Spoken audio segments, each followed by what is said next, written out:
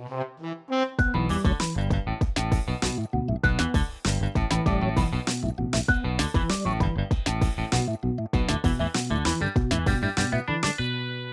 a while and listen. Welcome back. It's the Podcuzz. This is my cuz. I'm here with my pod. We're doing another podcast. That's what we do. Yeah. You might remember from last week that it's been a week. No, it's been 2 weeks actually. But that's actually true. It has been 2 That's weeks. true. For us. That's true. It's been 2 weeks for us. 1 week for you guys. Yeah, but probably. for us, it's actually been 2 weeks. Yes, because last week business was booming. What have you been up to? 2 weeks. Have you been consuming media again? Have you? Did you go online? Did you use Twitter? You can't again? say did you press that button. It's now. Did you tap that screen again? Which doesn't sound as threatening. Like, did you press that button? It's like nuclear. I'm fucking running. But no, did you tap around on your little device there? Did you tap the imaginary button? Not imaginary. The synthetic button. Synthetic button, yes. The not. I miss the resistance of buttons though. I still, when I play on the computer and I'm gaming, I really feel like there's a different kind of handling. I got the same thing with consoles, like when I'm playing PlayStation or whatever. Mm-hmm. I sort of feel a certain sense of comfort and satisfaction at pressing a button. All right. I know it's not necessary. I don't know what it is, but... Do you use mechanical keyboards? Like not these, what are they called? They're not like the typewriters from back in the day. No, Ka-ching. But this is that's a digital keyboard, right? Do you still have any, like the mechanicals with the keycaps, the large ones? Yes. Oh, yeah. I prefer those, actually. I did lose it, though.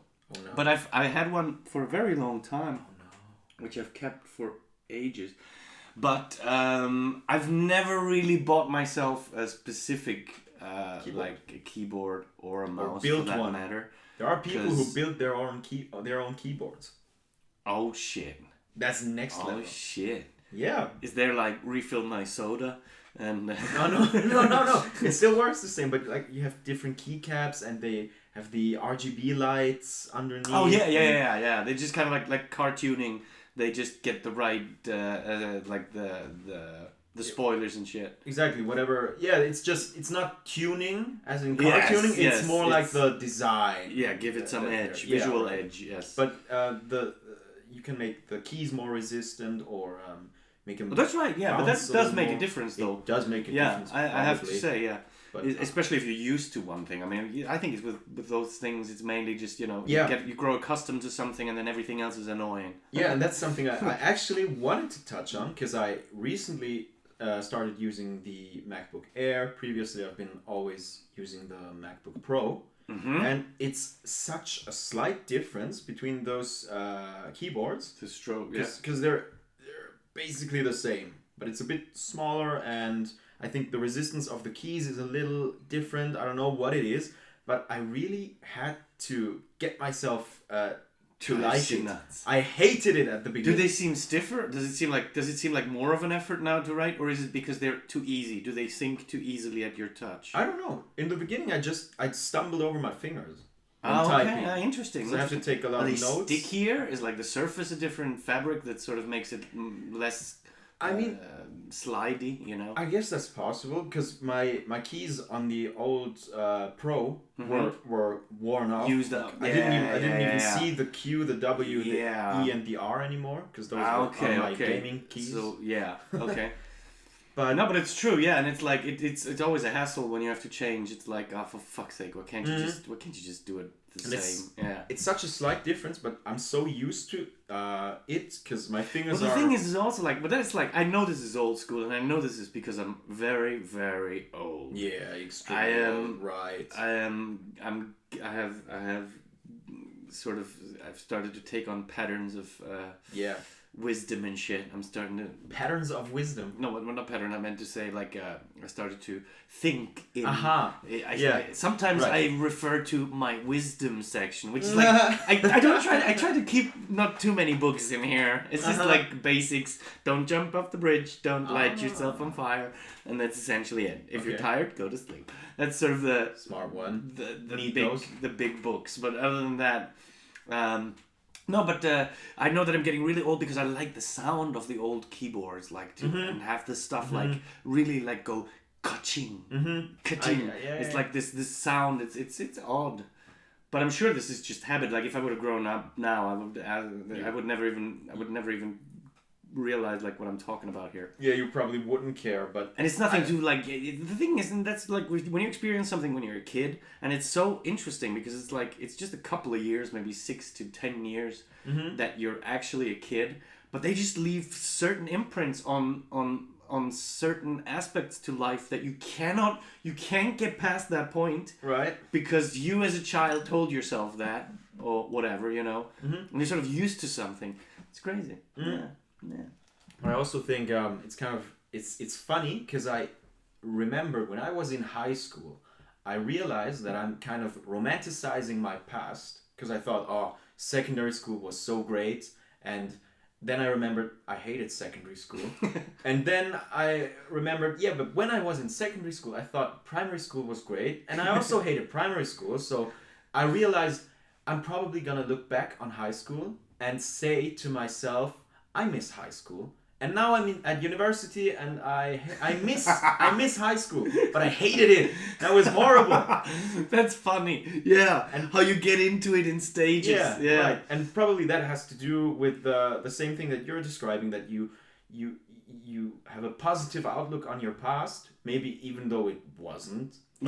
But you get nostalgic when you hear those keys. True. And as a child you're more forgiving. Like you certainly you look at something, and if you look into a corner and there's 3 things that are garbage and something nice, as an adult you look at it and you think, oh, garbage, what the fuck? Let's clean up this shit. More what garbage. The fuck? Oh, there's something nice there. And as a kid you go, bing, nice. And then that shiny object, it doesn't matter about where it is and what's around it. You don't see the trash. You don't see the garbage. You just care about that shiny thing. And that's why nothing is as shiny as it used to be when we were kids and all was better. But back in the days, things were better. Were they? Yes. How, we were tougher. How so? We were tougher. We were tougher. We were tougher. I mean, are you seeing this as the generation was tougher, or were you yourself tougher than you are now? I totally can't get behind that statement. I think it's such a silly thing to say. I think I was tougher than myself now.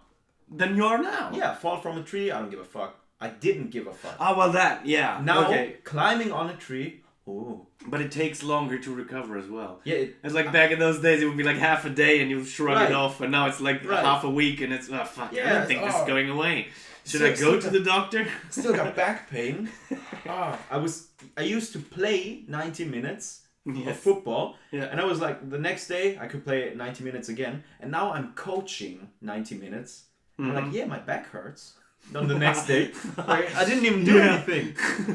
That is crazy. Yeah, I think I was tougher back then. But that's true. I think those things, like, that really depends on the phases, and like it's, you know, it's tough in one regard. Like I had this when I was working as a roofer. I really got to my limit in some, like, physically. I've never worked like that before ever. I mean, it's and tough ever work. Since it's. Yeah, and it's like, and especially like in July and in fucking December. It's just fucked all year round, really. Yeah. There's 2 days in the year where it's alright, and even then you're just sprinting because you should have done this construction site 2 weeks ago. Yeah, and they're probably Sundays as well, so you don't even work on the best days. Yeah, that's true. That's true, in all likelihood.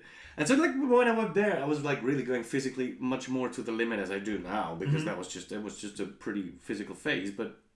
What I realize is it's true. You sort of soften up and you suddenly start to hold a standard towards yourself relative to what you were able to do then. So I say, like, before I did that, before I worked those 3 years as a roofer, if I would have done like something that is 80% of like one of the rougher days then, you know, I would have figured like, holy shit, we completely blew it out of the water there, you know? Okay. And after that, it was sort of like, all right, so it's like I hold this, like this is my new standard for, wow, that was tough. That was tough, right? So like when people go like, oh, this physical stuff was really tough, it's like, it was alright. I've seen worse. Yeah, definitely, just like that, right? So you still grow, because that's something that sort of takes over my perception of me over my childhood's perception. Like, because we were just talking about the fact that like childhood experiences how it gets leave much more impactful imprints. But then if you go to the limit in something today, like if you really enter another level, and you really go to another stage, you will then look back at whatever it is now as that soft period or easy phase. And you do recognize that, I was at a completely different level at that point. Yeah. Right. But that's true. Yeah, it's interesting. But I think it's with school and with sort of, with genuinely, I think I just have that when I learn something. Mm-hmm. I always feel like, wow, now I really opened up my mind today. Right. Now I've seen things I've never seen before. Because you're on a level that you couldn't even comprehend before. Exactly. I was like, I would have never figured to progress here that fast. Right. Like, it's okay, now we're already here and I'm starting to understand what we're talking about. But then, it's like with school, like if you keep going further, you always realize, that wasn't so hard. Mm-hmm. What I thought was like a big deal is a fucking joke. That's like the basics. Right. Because now we're talking about the big deal. And it always gets more and then you get that stage and then it's like, that wasn't too bad. But then there's the next obstacle and you like branches of a tree, it sort of endlessly gets more and more and more specific, and there's more paragraphs and specific stuff regarding to the topic. For every one thing you learn, you could learn 5 new things out of that. I always hoped that would end one day. Like when I was a kid, I thought maybe this is the time complete knowledge. Waking up, right? But I've been waking up for 30 years, and as it seems like I'm gonna do this for another fucking 50, and then I'll just be out of here, guys. Yeah, you're gonna break before the global intelligence. Yeah, that's right. And I can already give you my final statement. I didn't get it. I think that's what I'll end up with, because it's just good one. But so the positive that we can take away from this conversation is you, whoever is listening to this right now, are at your toughest and at your smartest right now, and you'll only grow from here. So hey, that sounds pretty good. That's true. I mean, that if I had that outlook on myself, maybe 5 years ago, I would have probably gone a little further in life. No, but that's the thing with a lot of stuff. That's true. I have that, for instance, with French. Like I'm just sort of getting into it now. I'm starting to watch French movies, and I really love the language. I think it sounds beautiful. You do? Yeah, okay. I find it appealing. Like I think it would be cool if I would have been there. I wouldn't probably be annoyed with it. True. I could be wrong. No, but it's just its thing. I don't know. I started to get over the school trauma, and I can sort of look on French and think like, well, that's kind of interesting. I kind of would like to be able to pull that off. I think we should face our trauma. I had a few trauma. Speaking of that. Yeah. Oh, this great. Might be something to really dive into. Oh yeah. This is a psychology lesson. Let's look at the fucked up, distorted shards and shreds that are left of my soul. Great. And try to come to arrive somewhere. No, but the thing is that I had trauma with heights. Right. Worked as a roofer for 3 years. I'm telling you guys, you're gonna piss yourself for like half an hour. Then you're being put to work, and we gotta fucking hurry up, guys. We're fucking late. I know you're scared, but finish. Yeah. And eventually you start to focus on, you start to think like that, and you get into this. Yeah. And I had no trouble with heights anymore. I just dropped that right behind me because I just kind of I did it facing it. I just went straight in there. And I had the same thing. I had an arachnophobia. Yeah. I hated spiders. I would cry. I would run out of the room. I would call my dad and I would say, I'm not going back into this room until you've removed that fucking monster. Yeah. And my dad he said something very smart once. He said, life is too short to be afraid of spiders. Because they're everywhere. Dude, like if you decide that you accept that you're afraid of spiders, then you decide to be afraid a little bit for the rest of your life from now on. Because it could be anywhere. Of everything, yeah. And I was like, fuck, that's shit. He implanted a, like there was it was like a splinter in my mind. I couldn't get it out. Like I have to do something. I mean, you're probably not completely cured of it because of that, but like you have the ability to now to kind of rationalize it when you see a spider. No, the funny thing is, that's actually good. It's a good thing you should say that, because the funny thing is, it's something very interesting happened in that transition when I said, okay, I have to confront myself with spiders because I don't want to be living in tyranny for the rest of my life. Right. So I said to myself, okay, I have to confront myself with spiders, get in contact with them, which was a pretty difficult thing to do because proximity is the first hurdle to take. And that's like the point where I think where the fear is the most rational because you don't understand the animal, you don't understand the organism, you have no idea because you look away when you see a spider, you'll never get used to what a spider does. Right. And if you can't get used to it, you can't start working with that. Yeah, figure out what true. that does to you and what you want to. So I did really confront myself to the point where I had let them actually run over my hand. Okay. Like just little house spiders? Yes, or just domesticated spiders, yes. house spider. Okay. So I was able to throw the bucket over the spider myself at some point to give you the stages, which was something I just had to really force myself. And I was like, okay, so instead of saying, I hope I won't see a spider, I'm thinking, where's the next spider? And actively seek them out. Yeah, and confronting... Well, I did to some degree already when I was afraid of them because I wanted to see where I wouldn't go. Yeah, so true. I always was aware of spiders, but it was like, okay, now let's use this to try and get yield results. them. I want a spider plus, positively, which is an odd thing to do in that Spider book. plus, now However, available. I was able to sort of capture them under that bucket and to sort of watch them and realize how still they lie. Yeah. You weren't able to kill them. No, Why? I was afraid of them. Literally afraid. I was afraid it's gonna kill me. Like with a This spider's stick gonna or eat me. No, I can't. I couldn't. I was afraid. Really? It was a fear like you'd have from a tiger. That's crazy. It was crazy. But yeah. You were able to. You were able to recognize that your dad could do it. Yes. And he doesn't get hurt. I knew it was irrational. Yeah. But it was. I would say it was planted somewhere between a monster and yeah. If anything, I would probably have killed it. But I didn't like hate them for it. But I was just. Sure. It's dementor. terrified. It's Yeah, a fucking it doesn't dementor. even When the make fucker's sense. near, you're just uncomfortable as fuck. Yeah, it sucks your soul out. Exactly. So I was able to watch it. I put it under the basket and I started to really like in tears. I'm telling you, I've been bringing myself to the point to look at the damn thing, That's crazy. and it was lying there very still and stuff. And what I've started to notice is that there's a combination of things that scare me about spiders.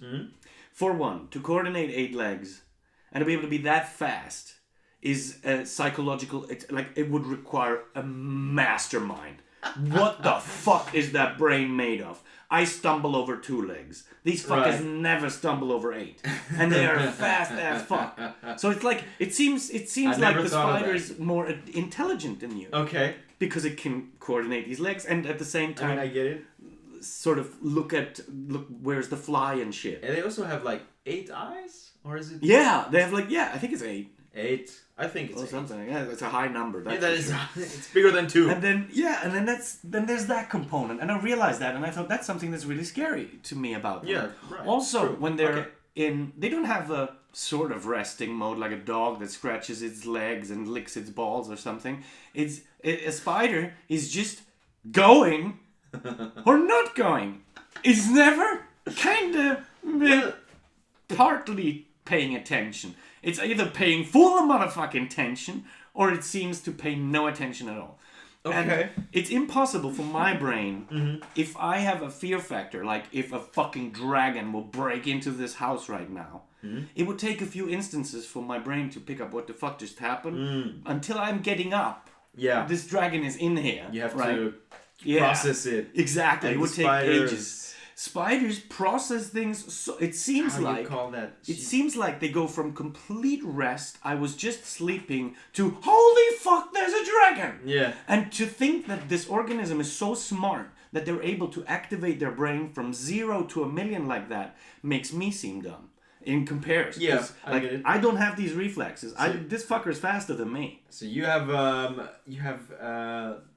little man syndrome compared to the spiders. You think you're beneath them. Yes, exactly, exactly. No, but the funny thing is how multi-layered that shit was. Because I love the fact that I did that, even just because of that experience. It's so beautiful for me to talk about it. You have to kind of resolve it now, because now everybody who's listening and is already afraid of spiders just got more afraid of spiders. That's true. How did you get out of that? Okay, I'll just do the last component and then I'll close it up. Right. So the last aspect was the fact that, given the fact that they have so thin legs, a spider looks extremely fragile. So even if I was able to work my way past my fear and would be willing to help it, odds are I'm gonna break his fucking leg.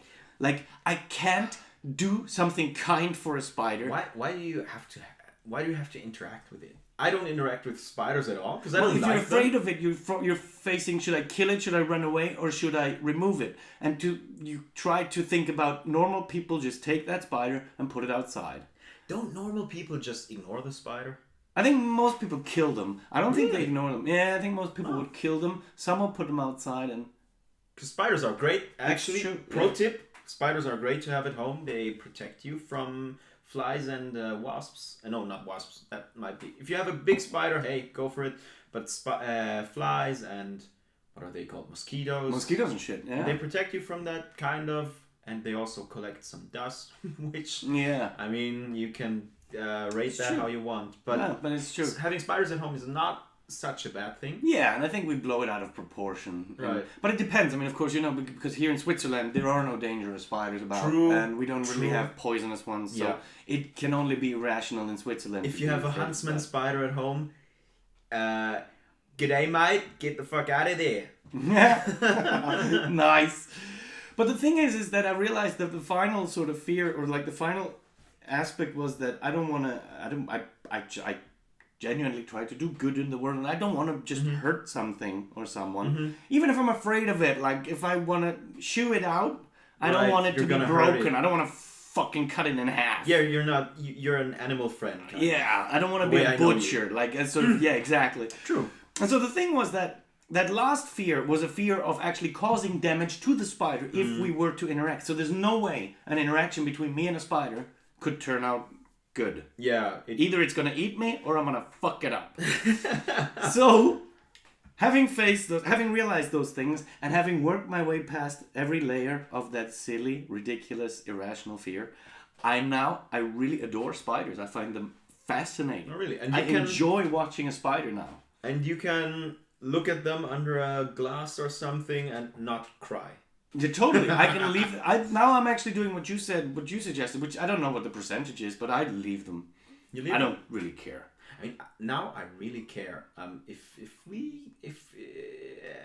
you are hearing this right now, please tell us on either Spotify questions, or we're gonna have some email. Until then, tell us what do you do with spiders? What do you do to them? What do you do to them? What do you do to them? It's funny, in the game we played, the guy said, "Indeed I do," and it sounds really funny. He said, "Indeed I do," and it's a funny. Indeed I do. Indeed I do. Indeed I do. Indeed I do. Could be a song. It could be a song. It could be like a la di da da. It's something like that. What is la di da da? No, you just some yodeling. Yes, exactly. Some. Which one was the Beatles song with Obladi? Yeah, something like that. Yeah, it's just something fun to say. Yeah, we had to sing that one in I think in both secondary and high school, and that's probably why I didn't like it, because it's probably a good song. I think. I don't know. We didn't listen to it. We just had to sing it, and for a 12 to 15-year-old, that just sucks. Yeah, that's what it does it. Yeah. Beatles gone. Yes, that's true. List. That's true, and that's funny. Our society sort of deems like this is the right time to do that. Like at that age, you have to be able to write. At that age, you have to be an author. At that age, you have to be, I don't know able to sing Obladi. Know the last decimal point of pi. The last one. Yes, the last. Just the last one. The other ones I don't care about. It's just probably a 9. Do you think so? I'm guessing. But the 8 is the infinite one. 8 is it. Then they think like, okay, now you're 12 to 15. Now you should know who the Beatles were, which is like, fuck, dude. This is like I don't know. Pick a time. I don't know. Throw a dice, or just throw it. I don't know. Throw a dart at a timeline. You'll probably not hit it as bad as you do when you just decide it's 12 to 15. Now listen to the Beatles, because I think the Beatles are lovely, but. You gotta have to do this like jazz. You have to grow into that. You can't just go like, oh, now you're 5. This is jazz. Fuck you, dude. What are you doing to me? It's kind of hard to do because, I mean, for some reason you probably want children to at some point learn these things, and you can't rely on parents to introduce children to such things. Yeah, you do. So you have to at some point you have to give them access to these things, but. Yeah, how do you what's decide? Healthy? Yeah, how or when or why or No, but I think it's just because it's just a fundamentally weird idea because it's like it was about this movement and about this time and about what music, what they've done to music and with music, and it's insane. It's just like other levelly, but. But what I think is odd is it's like at that time where you define yourself more about your age and about kindred spirits, like in terms of kindred spirits. That's probably something you wouldn't say with 12 to 15. It's like you're looking for people who are like you're looking for common ground in what's modern, and we don't do what the old people do. We don't follow the orders of our parents. We do want to just you have to rebel at some point. Exactly, just fall out of the pattern and sort of say, we listen to what people listen to today. We don't care what that you guys knew and did and blah blah blah. This is our vibe, this is our sort of time and our sort of an identification thing. And then to thrust this fucking this fucking, I don't know, it just doesn't make any sense to then say, now it is time for Obla D. Obla D. Oh, what? Yeah. We were going with Slim Shady. Are you fucking kidding me? Like, that's just... I think probably the argumentation is when you really want to become a musician or a scholar of music, you probably need to know a bit of the history. Yes. But, I mean, it doesn't really matter. Yeah, I mean, otherwise, like, if it's good enough to stand the test of time, you'll hear it on the radio every once in a while. And true. The thing is that culture sort of died out a bit. It's sort of like, it's really like the 5 songs that have been introduced this week. It's like, that's the thing we're going to roll up and down. But that's what I wanted to ask you, because we're kind of entertainment-based here. Mm-hmm. Do you still listen to any radio stations? Radio stations. It's actually funny that I brought the example. Now I really have to like. Because I don't listen to radio anymore. I don't listen to radio either. I mean, I want to listen. I never have. I mean, I listen to my playlist since I was a kid. Like, if I want to listen to my music, I listen to my music. Yeah, I'm not gonna go just play some random mixtapes and CDs. No, because and it's like exactly. And the thing is that the playlist I listen to, like, those, let's say, 10 songs, I like looked for these over months. Mm-hmm. And now you just want to be like playing me the 5 songs of right now. Let me give you 100% answer. I'll probably like none of them because that's just not, I mean, of course, every once in a while there's a song I like in the radio. But if there's a song that in the off chance that I actually like that thing that it plays in the radio, they're going to play it so often that it's going to piss me off by the end of it. I was like, I remember what it was like to have liked that song. Yes. Oh, do you have an example of such a song? Because I used to always have one, which was great, which I loved, but I cannot listen to it anymore. I have to think of it. I think there was... I think they murdered pretty much every Coldplay song that come out. Like, they've all been... Like, when it came out, it just went up and down and up and up. But I love Coldplay. Like, I could listen to a couple of songs. For me, they murdered not even Coldplay songs. They murdered Coldplay. Like, in my opinion, that's Coldplay. It's just, they just overdid it. They made money off of it, but they suck now, in my opinion. Yeah, it's kind of, They don't suck, obviously, because they're good. They're good musicians. No, but it's just, it's being forced upon you too often. Yeah. Because every once in a while it will be awesome, but every so often is annoying. But all the time, now come on, guys. And turn it off, will you? When there's a new Coldplay album, I'm not going to get excited. I'm going to hear it. I'm going to hear it anyways, yeah. Don't worry about it. Why bother anyway? I'm not going to check it out. But we're not target audience. That's the thing. Like, I think we're starting to sort of fall out of the pattern of people who they're sort of targeting with this. Yeah, probably. Because a lot of people I know who are allowed or able to listen to radio at work, but in a room where multiple people are around at once, I mean, they're probably going to listen to the radio because that's what we can kind of mostly agree on works for a group of people. Yeah, exactly. You're not going to be in the workplace. But it's actually just, it's sort of like, it's actually just sort of an emergency... Yeah, it's like it's the worst of all evils. Yeah, exactly. Right. It's the least. It hurts the least. Yeah. Because if fucking Kevin comes along and puts his playlist on, we're gonna be listening to Eurobeat for like 20 hours straight. That's the thing. That's exactly it. Isn't that it? How funny. That's true. Yeah. Yeah, I'm glad I never had such a work environment because I've only worked. Well, the thing is with me, I got like one of the earplugs in. I constantly listen to. You're allowed to listen to personal music. Yes, oh, that's great. And I just have that for me. And the thing is I put it always on one ear. And what I do is I listen to movies. You already know this. You told me that. I remember. Yeah, I listen to movies. So, for instance, like, let me take an example. Gladiator. I love this movie. Good film. And I've watched it so many times, countless times. I've really tried to, I've really passionately studied shots and the lighting and the acting and the way it's established and the storyline, and like I try to look at it from a film, like from creative aspect, from production perspective. Exactly. Yeah. And still, even for a completely high degree of interest as an artist, I think I've seen this film too many times. But now, when I listen to the soundtrack of the movie, if I just you take away the picture, but you play the film, and I hear the battle cries or the moments, the situations of the film, even the pauses, I know sometimes, and I think, they took ages to cut, and now they cut to it finally. And like you can remember like that. You can create the picture in your head. Yeah, right. I can literally like see the film in front of my inner eye.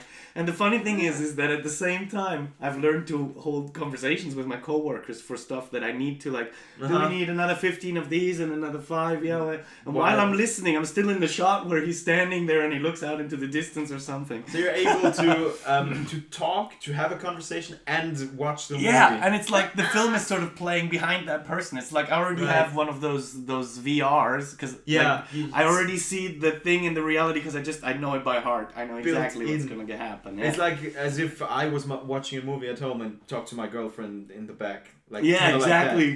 Right. And you decide how much focus you put on what. Of course, sometimes I have to prioritize the subject matter. And usually the movie. Yeah, forget about the film and really. What's the measurement?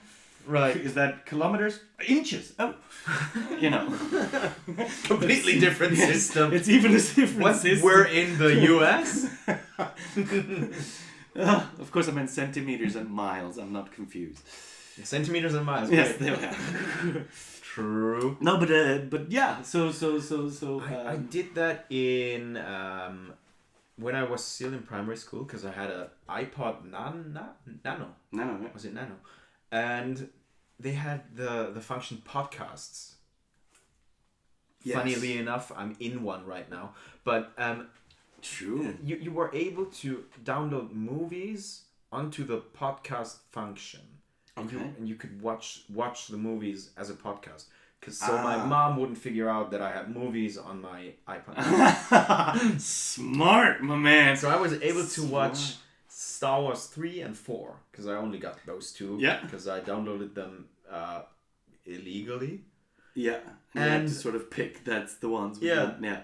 I mean, I don't know. Probably my brother downloaded them and I just yoink, picked them up along. Yeah. And I know these two movies are probably only the third one because as a kid, the 4th, 5th, and 6th, you can tell by the way I'm framing that. To me, the first ones are 4, 5, and 6 because to us those were the boring ones.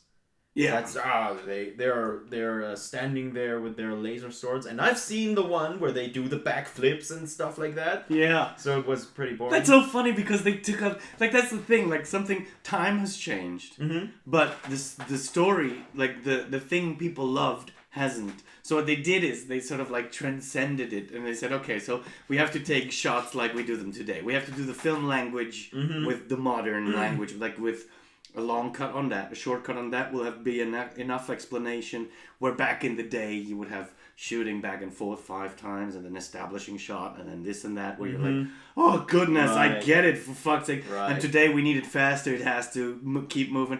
And they sort of used that, but it's the funny thing is I was the other way around because I watched the old movies because episode 1, 2, and 3 they came out later. My 1, 2, and 3. Well, the 1, 2, and 3, the in chronological the ones order. with Anakin. Yeah, exactly. Right. Yes, with Yeah, well, that's... Let's call it BD, before Darth Vader. BDV. nice BDAD. That's cool. That's cute. Before Darth Vader, exactly. Right. So those are the ones that came after for me. Mm-hmm.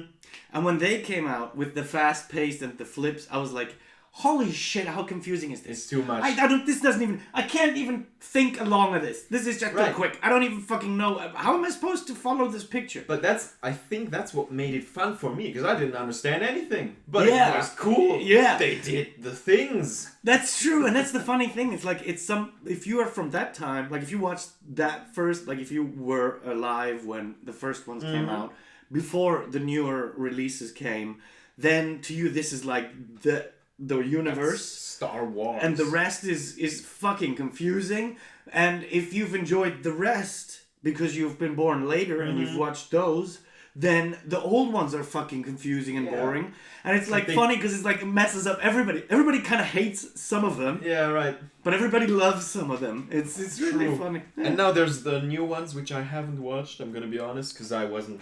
Yeah, I watched them. It was but with me it was I knew I was gonna watch them because you had to. Yeah, I just love them. I mean, I love the original ones. And I mean, if there are such Mark Hamill important movies coming out, you kind of have to watch them. Yeah, and it's I don't. You do. Yeah, but although I have to say, I sometimes sneak around things I shouldn't have. Where people are like, you haven't seen this, and I'm like, oh really? Yeah, I consciously haven't, but I haven't seen this. Yeah. Certain movies where it's like, we probably should see it if you're an artist and an actor. But I think it's that thing, like, if you're an actor and people always feel like, you have to have such a wide understanding about the whole market and the whole industry and everything, and you have to be interested in every aspect of those, like, I mean, if you think of how many people are involved in making a movie, it's impossible to be interested in all of those things that all of those people really need. And I think even as an artist, like they say, oh, you want to be an actor, then you have to know Shakespeare and you have to know Captain Jack. And I think, well, you didn't know. You can love acting for knowing Shakespeare and wanting to do Shakespeare. Right. And you can love acting for knowing Captain Jack and wanting to do Captain Jack. I think... Which also kind of ties in with our discussion from earlier. Why do you have to know at a certain age about the Beatles or about jazz music? That's right. No, I mean, you can grow up on the new stuff and then produce the new stuff. I mean, absolutely. Why not? Absolutely, yeah. If it's good or not, that's for someone else to decide. Yeah. My acting teacher, actually, he once told us the story where he met a guy on set who was a writer, and he did like script writing, and he was sort of there to fix the detail, like to work on the details that might not work, because when you're shooting a sitcom, this is really much more fast paced. Right. We're just moving, we're just doing this and that, and we change that around and this around. Well, this happens every time, but it's like true. But you don't have a lot of establishing time for. Yeah, exactly. Because a sitcom it has to move forward. Yeah, exactly. Right. We have to get something through the mill as well, right? We have to get these shots done. So. So what they do then is they have these guys who write scripts, and one of those guys was apparently back in the day when he was a kid, he was just TV obsessed, and his parents were somewhat concerned. They were like, "Fuck me, dude, he doesn't show any interest in anything else. Like, we're trying to get him to do anything else." But he watches these, and then he watched these dumb fucking soaps, and they were like, "Holy shit! How the fuck? Why are you watching this silly stuff that isn't even intellectually challenging? And you just because you're a clever boy. What the fuck are you doing?" And at the age of like 20, he started to get really into it, and by 30, I think he was completely established writer for sitcoms. Oh, really? Because he just figured out the code. He figured out how it worked, and he was above it. He wasn't watching it as a consumer. Who's just he took it in because he figured out that I think I could do that. I think I could actually pull that off. And understanding the system, what draws people to what kind of drama are these people into? How long is the attention span of people who watch this stuff? Like, what is our target audience, and how can I write it to make it more appealing to them? And he figured out the code as a kid, and he just took that over and just kept writing and was successful like crazy. Yeah. Because those are the people who always find solutions. They've been doing this intuitively. As a kid, he was already studying for this. Yeah, probably. And he never picked that up. I mean, if it got him excited, he probably knows what'll get other people excited about it. That's right. Not mattering if they're just consuming it or if it's other people valuing his art in the way that he did. Yeah, right. And I think that's with a lot of different topics as well in life. Like I got this passion for acting, and then I really want to dissect it and analyze it and figure out the details around it. But for instance, I don't have that at all when it comes to cooking and eating. To me, it's like, I enjoy something delicious, but I don't really care. It's fueling the tank, really. Okay. And I don't, sometimes you just enjoy I watch a movie and I enjoy it like a good wine. Like other people would enjoy a good wine. I don't really like wine, but and eating for me is just putting in the energy. I don't have any emotional attachment to eating, like in particular. You're like Rémi's dad from Ratatouille. That's right. You're more like his brother. You just keep chewing. You more. Chew and you keep going. And if you stop thinking about it, it won't matter anymore. There was something inside of this. Yes, and now it's gone. And now it's gone. I've eaten the package. And I think that's the funny thing, because some people have the same vice versa, saying I love food and I think it's so fascinating what taste can do with my perception. While at the same time saying I'm watching a movie and I don't see the emotional attachment to this shit at all. I just want to see the bridge blow up. Don't give me that bullshit. Yeah, or like you say, I get it, but I would never involve myself enough to figure this out. I thought it was entertaining and they did the thing they had to do for me. But I'm not going to take a closer look at it. That's it. I think I know enough about it. And I think the funny thing is what happens when a person, through their growth, is really like if a child grows up in a nurtured environment and still has the freedom of responsibility and the sort of the rewards that come with that, with learning how to handle responsibility and to sort of figure out where do I belong in the world by looking at what am I looking at in the world, as opposed to saying, oh shit, I have to look at something in the world because I have to be interested in something before I die, and just to see what would I naturally gravitate toward. And then instead of saying, oh, but you have to work on all your weaknesses, so you're average on everything, saying, fuck the weaknesses, fucking work on that strength, make that strength your very asset, and you can be fucking unreplaceable. As where people who are average on everything are practically replaceable in every regard. Yeah, true. That's interesting. And that's probably a big part of what our Western school system is mostly, in most parts of the Western, I know this is a hard term to define, but our white European American world, Central Europe, we are very America, deficit focused. We are so focused on our deficits, on our weaknesses, that we get hung up on them and forget to but just look past it, man. Weaknesses don't really matter so much if you know what it is that you can perfect and actually be unique at. True. If you got your unique strength, then usually that outweighs a lot of the weaknesses. Yeah. Yeah, right. And some other people are just better at hiding their weaknesses, which is not. And it's this thing, because from a selfish point of view, if you really think of yourself as your organism and your life, you need to take care of yourself, and everything else is irrelevant to you. In a completely selfish universe, we're going through a hypothetical individual. You are looking at a Homo economicus. Exactly. Which is what some people call it. Let's call him Charles. And so if that dude is completely self-obsessed and says, okay, it's me that matters, he has to make sure that he has not a single weakness. He has to make sure that he perfects and he really fine-tunes every component, because having a weakness could cause him to tumble and fall over. But if we're working in for instance, a company, and usually you have a certain degree of responsibilities, and that requires these few skills, and if you have those, somebody has to make sure that, I don't know.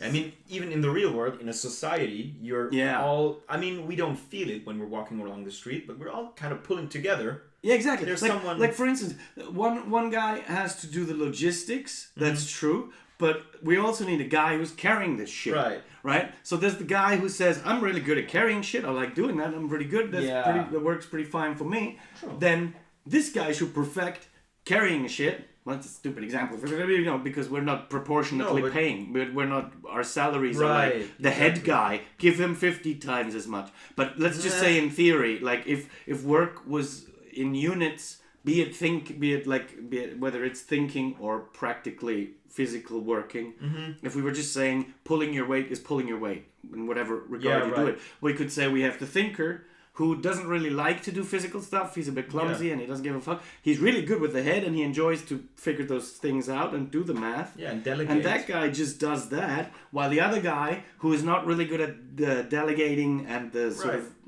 distributing resources, he's just the guy who's really good muscle, who enjoys that too, is into fitness or whatever, that guy doing that. And then you have to explain to me why our system would deem that it is a bad way of sort of going about this when they're much more efficient in both regards, because they're both 100% there. And if both are only 80% capable of delivering, and then they have to distribute the work, divert the work, we're down at 40% towards 50%. You know what I mean? I don't know. Not like, because you can only do half. It's too specific. Job. Now this has become very complicated. No, but wait, bear with me. So, what the people do is, I mean, can you make it more simple? They try to bring 100% results. Right. But the guy who's good with head stuff spends half the time doing something he's not so good at. Okay. Because he has to do the lifting as well. Because he has to make sure his weakness. Same goes for the other guy who is good with the lifting. He's wasting his time trying to do the head stuff when that's not really what he's really good at. And so they both wind up with a less efficient result than if they both would just do 100% of their individual stations. So you get 80% efficiency, but most of the time, versus 100. Most of the time, inside of companies we have specific groups of jobs which are done by people. Yes, right? An assembly of responsibilities. Yes, I get that. I mean, I was simplifying, but in essence, you're right. Yeah, I think I know what you want to say. You don't really need to be generally educated in the end, because you're going to do a specific job. Yes, you're going to need to be specifically educated. Yeah, exactly. Which is funny because we're doing it. We're studying at university. I mean, there's a lot of studying going on this phenomenon, because we have a lot of general education going on at universities and like colleges in the US. That's their main system of education. They build people for any job. Almost everyone goes to university or college, gets a bachelor's degree, and then they might end up working McDonald's, which their bachelor's degree didn't teach them anything about. And now they have to learn the whole job over again, which they could have done without the bachelor's.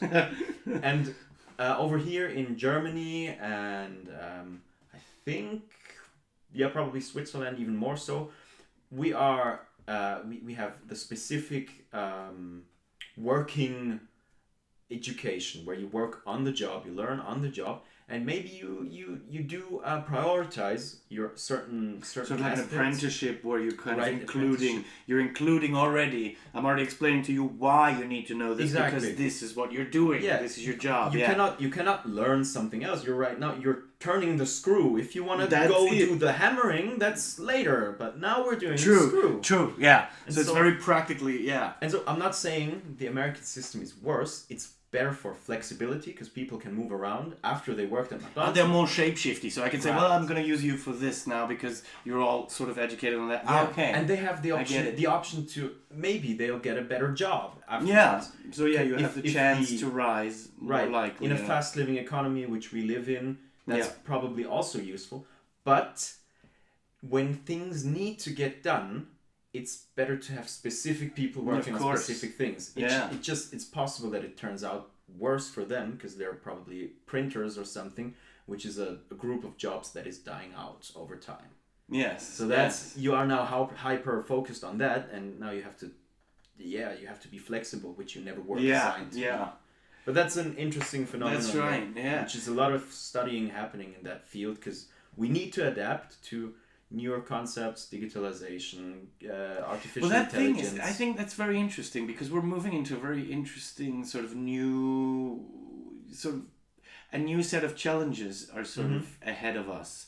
Like I always say, like with our generation, it's really like about saying no. It's like the consumer, like our parents, they had to really like, there wasn't too many resources about. Right. You didn't have so much left over. You knew it was going to last you the while, but am I going to do it in the long run? So they really had to pile everything up. If you were able to get something extra, Exactly. you got it. Yeah, if somebody said, I have this questions. lying around, I'm going to throw it away. It's like, no, we keep this. Yeah, and if I it might goes need bad, this, if it goes bad, yeah, but we were, in theory, we were ready. Yes, exactly. something. And now it's this thing where we have this immense supply lines. Like you can get so much of anything. True. So that now it is my job as a consumer to ask myself, do I really need this? Do I want to put this in my basement or my attic, or isn't it pointless? Shouldn't I just say, you know what, I'm fine? Isn't like, and I think that's the thing. I think people ask themselves, we don't ask ourselves enough, is the price too high to say no? It's always like, well, if I'm not going to use it, I'll just toss it away. I'll just throw it away, or I'll sell it on eBay, which I'm not going to do, but fucking, you know. And it's always like, we're always thinking like, I'll find the solution if it won't work, but I'll just try it. Right. But we don't ask ourselves, should I even try it, or isn't it well enough? It's a bit annoying life like this, but it's not like that bad that I need to fucking get another 50 million tons of rubber out of the ground. And small amounts of money don't matter as much. That's probably why we can all afford to get some shit we don't need and buy some leftovers. Right. So we're definitely just safe. to be sure. That's because just the mentality is still the same. We're gonna buy whatever is. We need this. Yes. Yeah, we probably need it, and then it's like, oh, we didn't need it. But, But we say this now, if it's 10%, the odds that we actually need it. It's like, oh yeah, I could use that. Yeah. It's like, you could use that? 90% you won't use it, but it's like, I'll have it. No, just in case. And then 90% of the time you just throw this thing away, and shouldn't you just have said no 100% of the time? And it wouldn't have been that impactful. Like, this is just the thing I feel. And it's the same with the industry, like you say, like if you're specific, we need specific education because jobs become more specific. Right. And they entail more. Like you have to now be able to coordinate the machines and the whole floor or whatever. There's a lot of knowledge in each of these jobs. In each specific job, but now each specific job is starting to become replaced by a sub-machine that is already pre-assembled whatever it was that was your responsibility to assemble. So does it make sense to give you specific education when what you're specifically training to do we won't need you to do anymore? You won't be around. It's like, what do you do there? You won't be needed in 30 years. Are we just going to do maths on principle in case we need it? Or are we going to drop it? Because I'm all for dropping it. Let's just fuck it. Dropping math. We might not need maths. Maybe machine takes it over. Maybe machine says, you know what? I'll figure it out already. But that's the biggest part, isn't it? Because the more machines we get, the more computer technology. Yeah, we but need let's say the non-Wi-Fi calculator. Let's just do the math part away. I can type those numbers in. It'll tell me what it is, and we're good. Oh man. We don't have to trust the machine to, I don't know, cradle our babies, but the math, just the math. I'm just asking for the math. I get it. I also don't want to do it. I don't know why I'm even defending it at this point. No, you're right. We should kick it. Yeah, right. It's fuck the one math. thing. It's 2 + 2 equals, I don't give a fuck. Pretty much. That's an approach. No, but it is the one medium that we really found where we could, like, the one tool that you could measure practically anything with. Like, you can, math is applicable in practically any... Who was it that said math is the language of science? Which sounds so Somebody corny. Said, yes. I'm I heard inclined that to too. think it's the what's he called? The spokesperson of science memes. What's he called? No, I don't have a chance.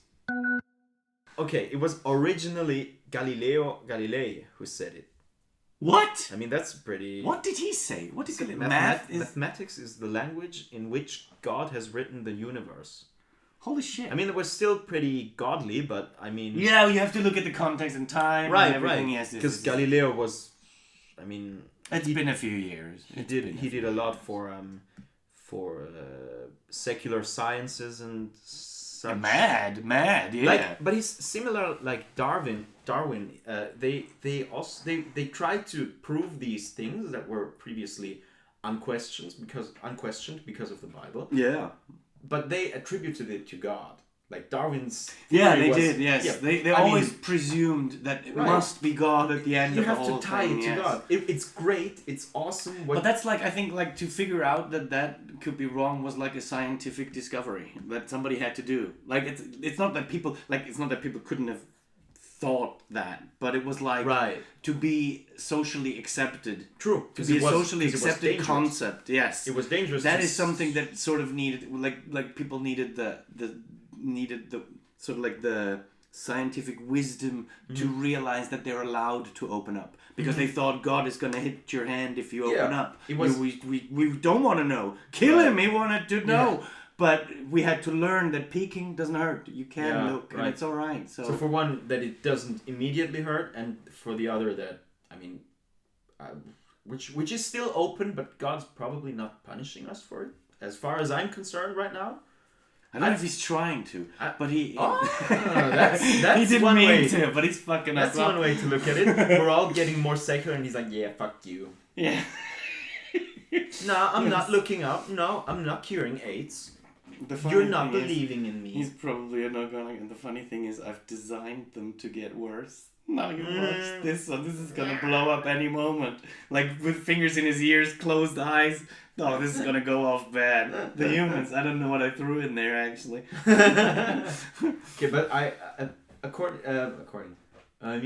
regarding religion, because I know. Okay, let's go back to the. You're not a very religious person. Let's at this point say that we respect.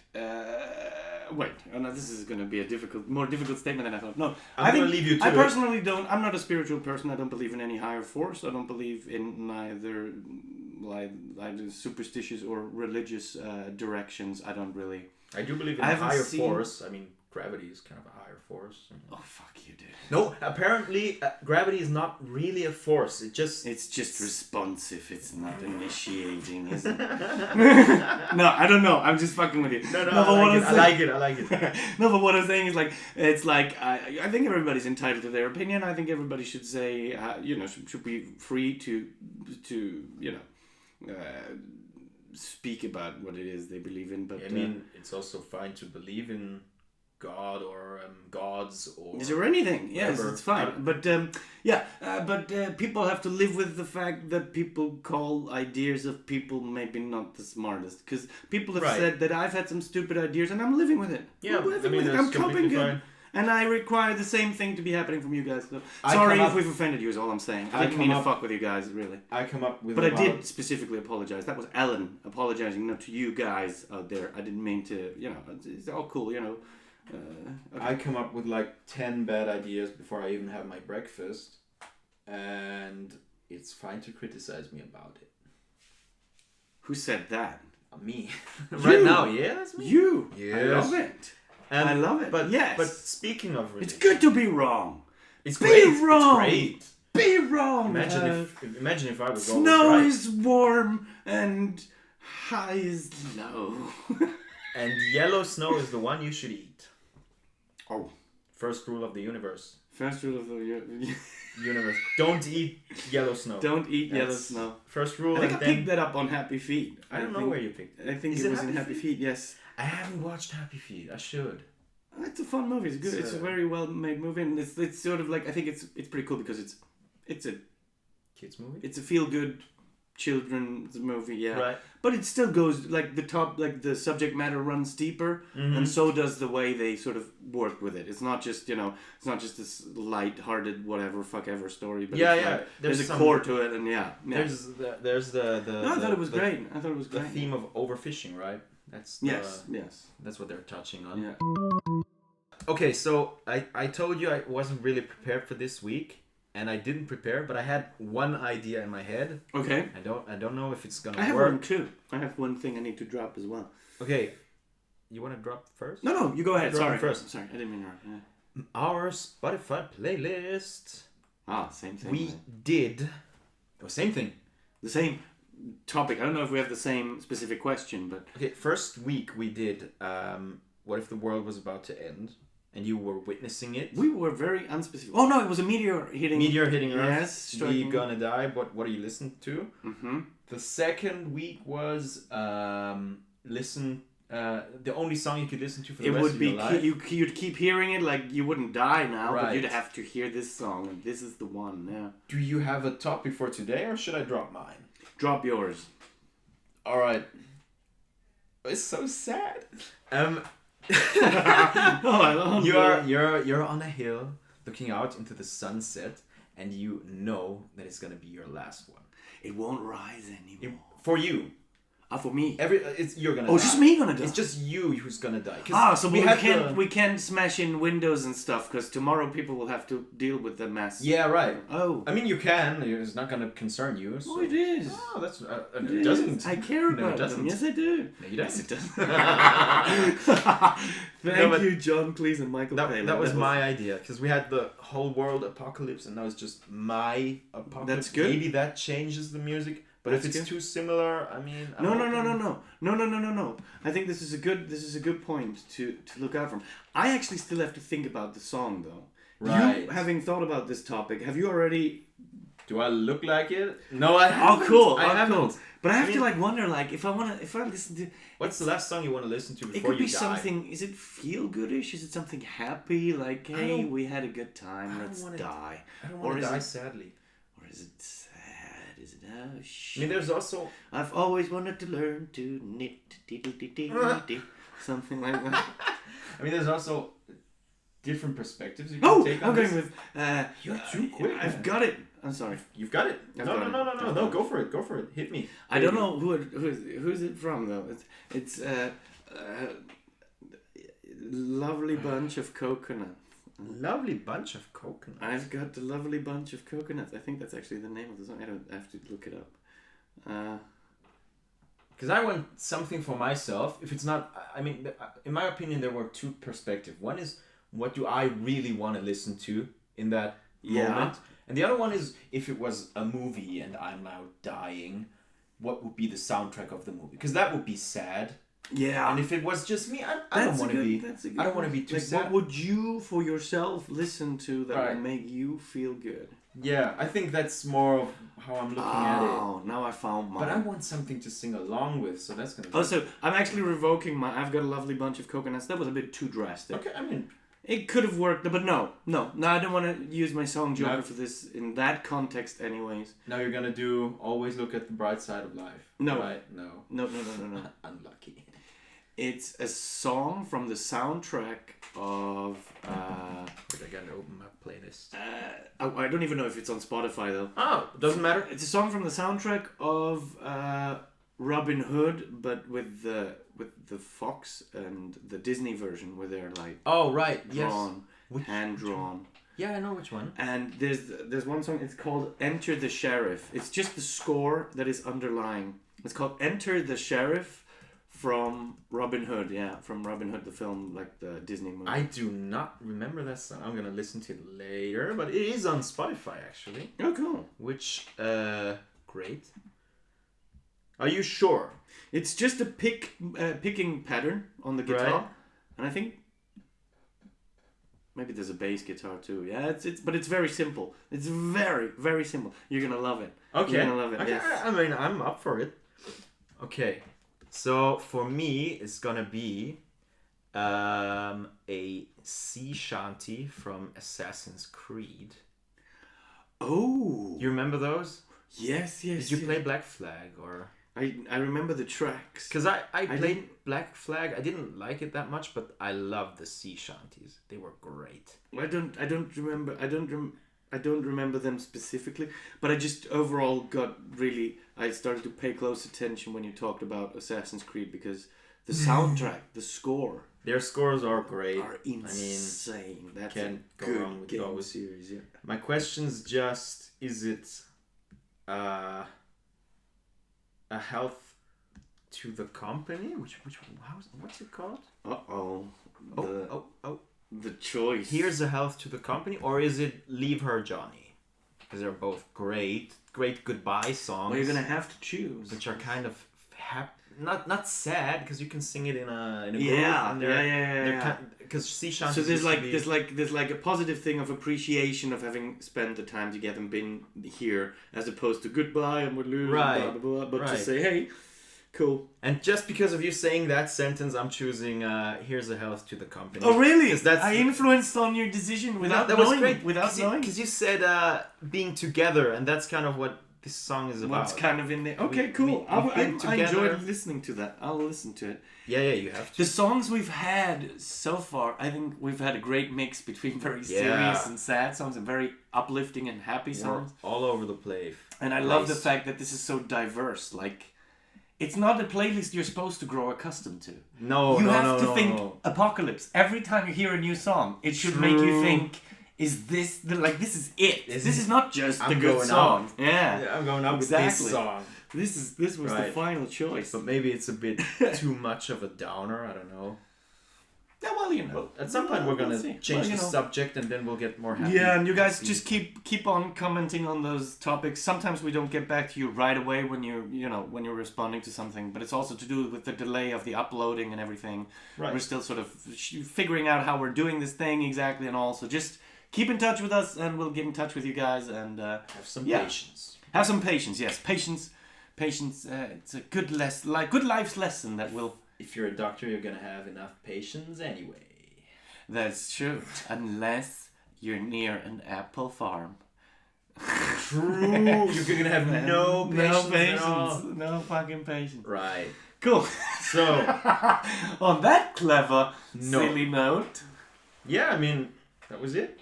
Thanks for sticking with us once again for about an hour. Yeah, and for those of you who are still awake, what's wrong with you? And to the others, keep chilling. Bye. Cheers. Nice to see you. Hear you. Hear us. Yeah, both.